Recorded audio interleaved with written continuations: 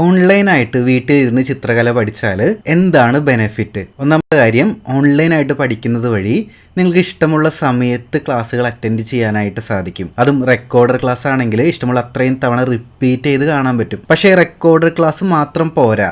നിങ്ങളെ മോട്ടിവേറ്റ് ചെയ്യാനായിട്ട് ഒരു ടീച്ചറിൻ്റെ ലൈവായിട്ടുള്ള സപ്പോർട്ട് ഉണ്ടെങ്കിൽ, ലൈവായിട്ട് ടീച്ചറുമായിട്ട് ഇൻട്രാക്ട് ചെയ്യാൻ പറ്റുന്നുണ്ടെങ്കിൽ അത് എക്സ്ട്രാ അഡ്വാൻറ്റേജ് നിങ്ങൾക്ക് തരുന്നുണ്ടായിരിക്കും.